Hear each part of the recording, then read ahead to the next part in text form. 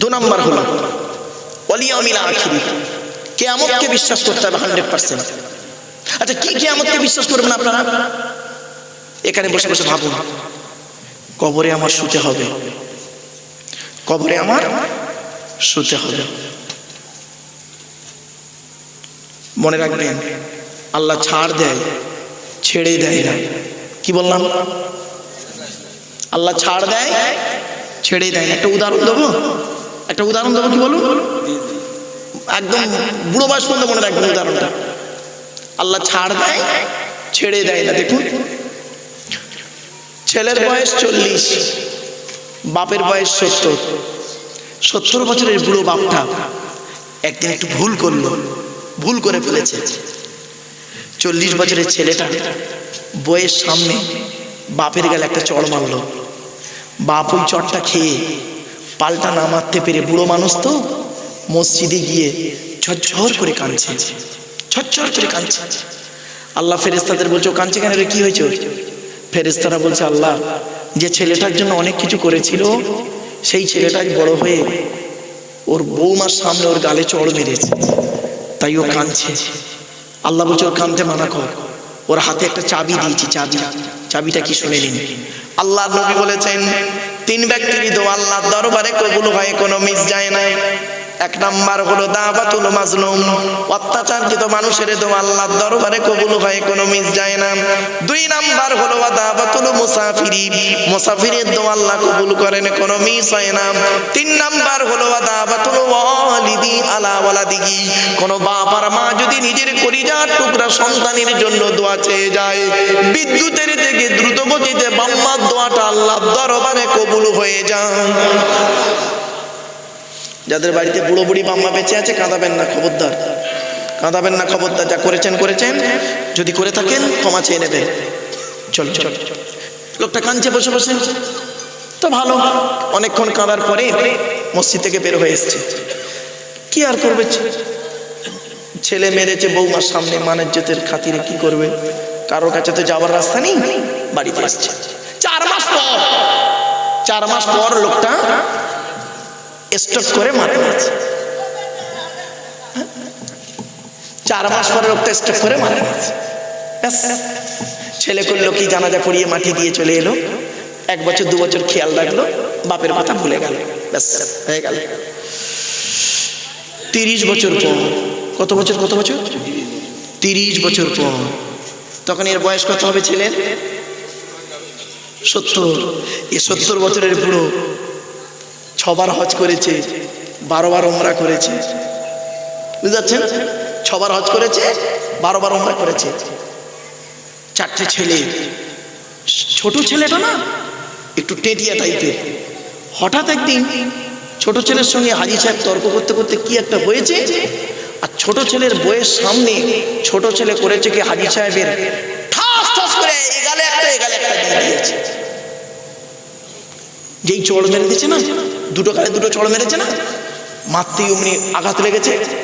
সোজা ওযু করে মসজিদে গিয়ে নামাজের পাটিতে বসে আল্লাহর কাছে হাত তুলে কাঁদছে, রব্বানা জালামনা, আল্লাহ আমারে আমার ছেলে মেরেছে, আমি আপনার কাবাঘর তওয়াফ করেছি, আপনার কাবাঘর তওয়াফ করেছি, হজরে আসওয়াদে চুমা দিয়েছি, নবীর রওজা মোবারকে জিয়ারত করেছি, সাফা মারওয়া দৌড় করেছি, 6 বার হজ করেছি, 12 বার উমরা করেছি। আল্লাহ আমার ছোট ছেলে বইয়ের সামনে আমাকে মারলো, আল্লাহ তুমি এর বিচার করো।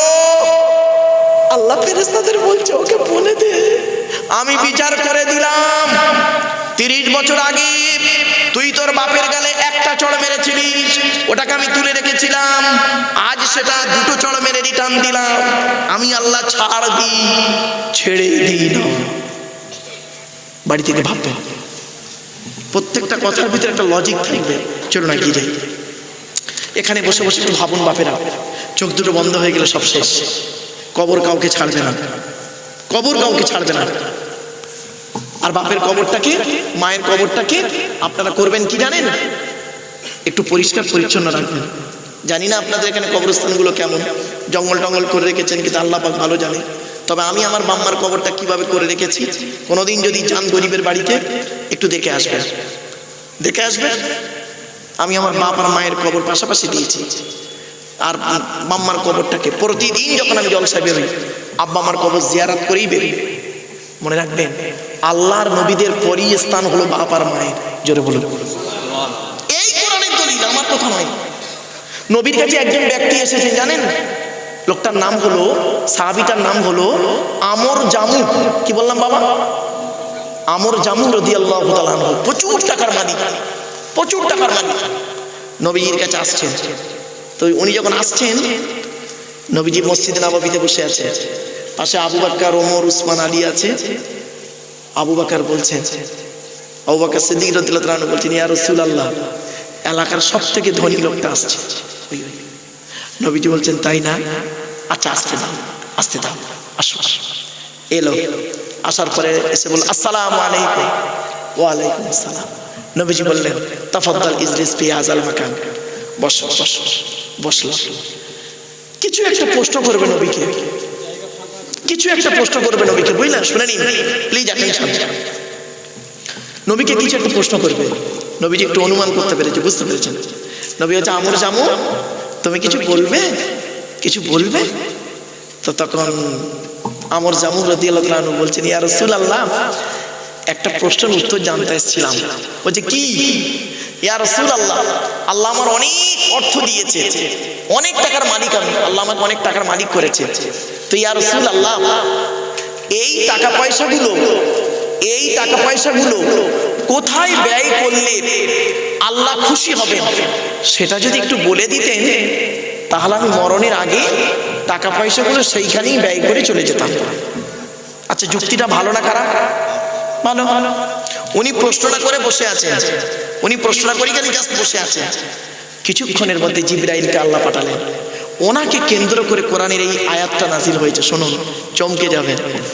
জিবরাইল এলেন, কোরআনের আয়াত নাজিল হচ্ছে, ইয়াসআলুনাকা মাযা ইউনফিকুন কুল মা আনফাকতুম মিন খায়রিন ফালিল ওয়ালিদাইনি ওয়াল আকরাবিন।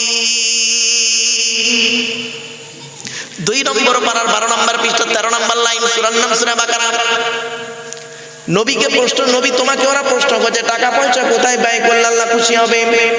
কুল মা আনফাকতুম মিন খায়রিন, নবী তুমি বলে দাও, টাকা পয়সাগুলো সর্বপ্রথম, তোমাদের টাকা পয়সাগুলো সর্বপ্রথম বুড়ো বুড়ি, বুড়ো বুড়ি বাপ আর মায়ের পিছনে ব্যয় করবে, আল্লাহ খুশি হয়ে যাবে। সর্বপ্রথম কার পিছনে ব্যয় করবেন? বাম্মা। কোরআন বলছে, আমি বলিনি। আর আপনি কার পিছনে ব্যয় করেছেন? পুকুরের প্রথম মাছটা মৌলী সাহেবকে খাইয়েছেন, আব্দুল্লাহ মারুফকে দাওয়াত করে খাইয়েছেন পুকুরের প্রথম মাছটা। নেকির আশায় নেকি হবে? আপনি ভাবলেন কি করে? গাছের প্রথম ফলটা, গাছের ডাবটা আপনি খাইয়েছেন কাকে? শুনে নিন, সর্বপ্রথম জন্মদাতা বাপ আর মাকে খুশি করুন। আল্লাহ নবীর পরই স্থান হলো বাপ আর মায়ের। টাকা পয়সা সর্বপ্রথম তাদের পিছনে ব্যয় করবেন।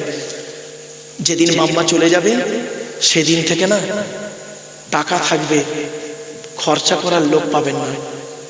বলে গেলাম আজকে মাম্মা হারিয়েছি, তো তখন গরিব ছিলাম।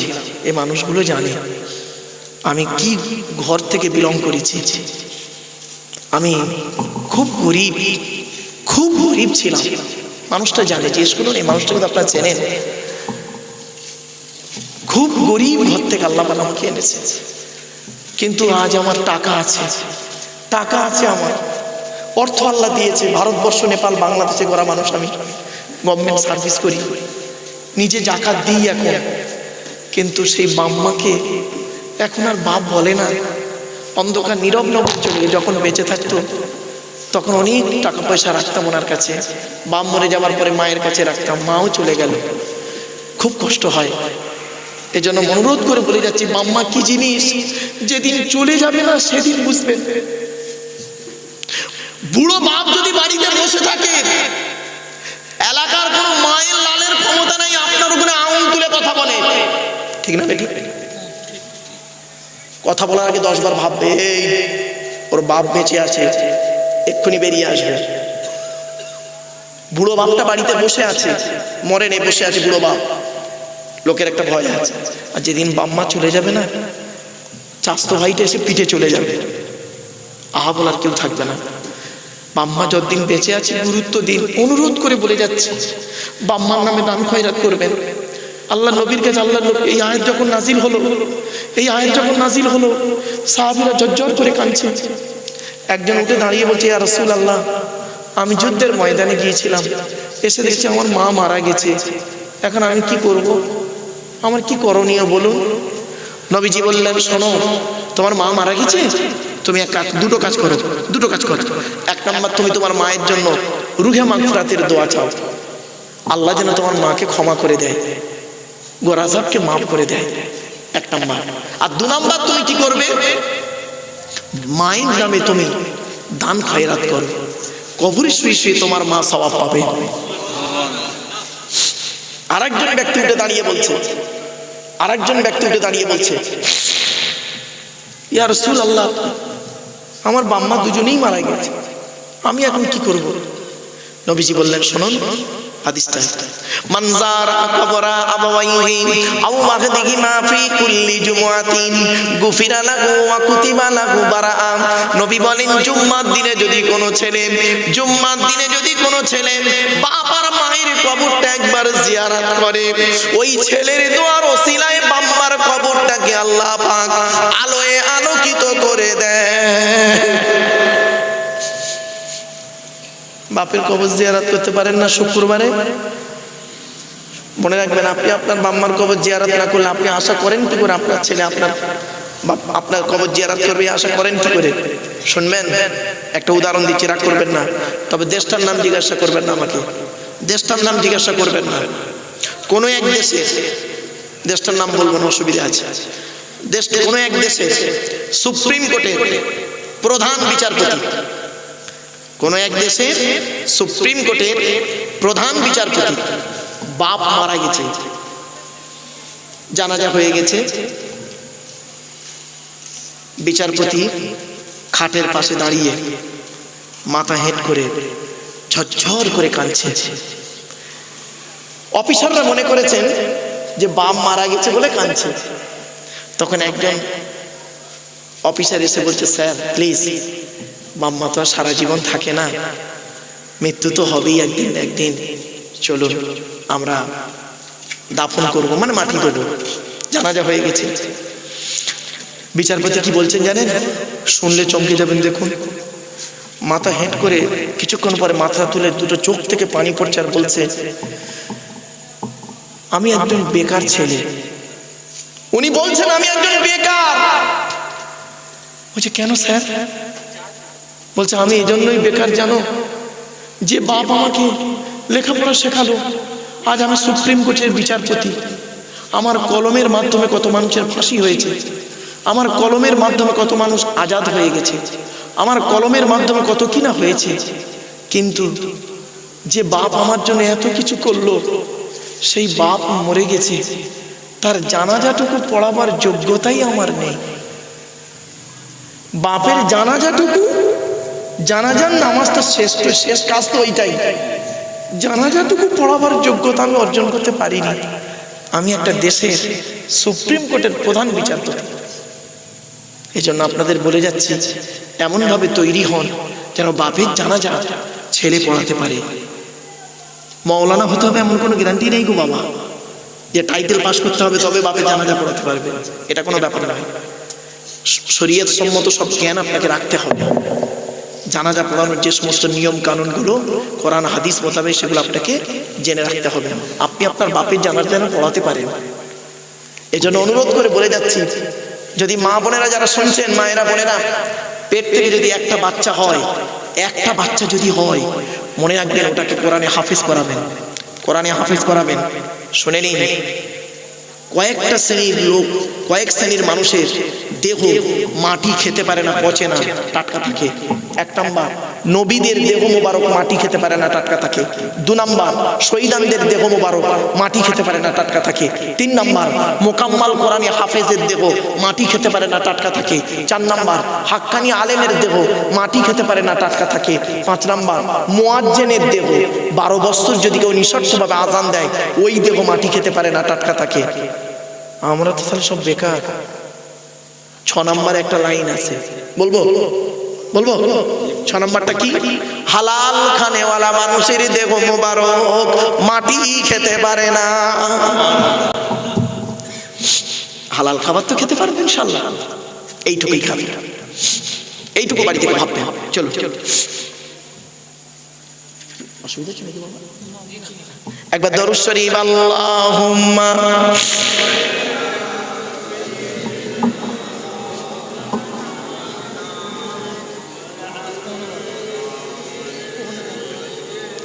দু ঘন্টা হয়ে গেল, 2 ঘন্টা হয়ে গেছে এক্ষুনি। অসুবিধা হচ্ছে? আর একটু হবে না? বন্ধ করে দেবো? আর একটু হবে? আমার বাপেরা চলো, এতক্ষণ আমরা আলোচনা করছি আল্লাহ।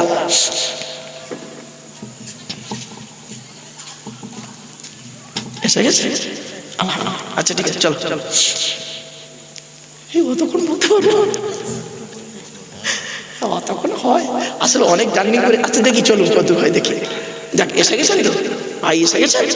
একবার তাকবীর দেন, নারায়ে তাকবীর, নারায়ে তাকবীর।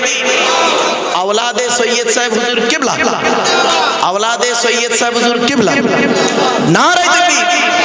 বাপেরা, আমার মাথার তাজ, আমার উস্তাদ, আমার উস্তাদের, আমার শিক্ষকের কলিজার টুকরা সন্তান আমার পরিয়ে আসবে। আমার উস্তাদের কলিজার টুকরা সন্তান আমার পরিয়ে আসবে। চলে তার জ্ঞান গর্ব বক্তব্য আপনার শুনুন, জ্ঞান গর্ব বক্তব্য শুনুন। চলুন আমি কয়েকটা কথা বলে দিচ্ছি এবার। এতক্ষণ আমরা আলোচনা করছি বিভিন্ন দিক নিয়ে। এখন মসজিদ থেকে বেরোইনি, মসজিদ থেকে এখনো বেরোইনি। চলুন তাহলে 1 নাম্বার কি? 100% আল্লাহকে বিশ্বাস করুন। 2 নাম্বার কি? কিয়ামতকে বিশ্বাস করুন। 3 নাম্বারটা কি? ওয়া আকামাস সালাত, 5 ওয়াক্ত নামাজ আদায় করুন। 4 নাম্বারটা কি? ওয়া আতা যাকাত, যাকাত আদায় করুন। যাদের উপরে যাকাত ফরজ হয়েছে, আমার ধারণা ঠিক হতে পারে, ভুল হতে পারে। বাচ্চা চুপ, আমার ধারণা ঠিক হতে পারে, ভুল হতে পারে। এই গ্রামে 90% লোকের উপরে যাকাত ফরজ হয়ে গেছে। ভুল বললাম নাকি? আমি কম করে বললাম। এই গ্রামে মানুষ নামাজ পড়ে, যাকাত দিতে চায় না। কোরআনে আল্লাহ যেখানে নামাজের কথা বলেছে, অনেক জায়গাতে বলেছে আকিমুস সালাত ওয়া আতুজ যাকাত, যাকাত আদায় করে। আপনি কি জানেন যাকাত না দিলে কি হবে? কোরআনে দলিল, ইন্নাল্লাযীনা ইয়াকনিজুনা আয-যাহাবা ওয়াল ফিদ্দাতা ওয়া লা ইউনফিকুনাহা ফি সাবিলিল্লাহ ফাবাশশিরহুম বিআযাবিন আলীম ইয়াওমা ইউহমা আলাইহা ফি নারি জাহান্নামা ফাতুকওয়া বিহা জিবাহুহুম ওয়া যুনুবুহুম ওয়া যুহুরুহুম হাযা মা কানাসতুম লিআনফুসিকুম ফাযুকু মা কুনতুম তাকনিজুন। সূরা তাওবা 10 নম্বর পারা 11 নম্বর পৃষ্ঠা। আল্লাহ নিজেই বলছেন, যারা যাকাত দেয় না তাদেরকে কিয়ামতের মাঠে কঠিন শাস্তি দেওয়া হবে। ওই সোনা চাঁদি রূপগুলোকে ওদের জাহান্নামের আগুনের বেড়ি করে গলায় লটকে দেওয়া হবে। বাপেরা, যাকাত দেবেন, যাকাত থেকে দূরে সরে থাকবেন না। যাকাত হলো মালের পবিত্রতা, দেহের পবিত্রতা হলো কি? নামাজ, রোজা, আর মালের পবিত্রতা হলো যাকাত। যাকাতের গুরুত্ব খুব বেশি, খুব বেশি। যাকাত দেবেন। যাকাত সম্পর্কে আলোচনা অনেক, ওদিকে গেলাম না। 5 নাম্বার হলো ওয়ালাম ইয়াখশা ইল্লাল্লাহ, আল্লাহ ছাড়া কাউকে ভয় করবে না। এজন্য অনুরোধ করে বলে যাচ্ছি, ভয় করবেন আল্লাহকে, আল্লাহকে ভয় করুন।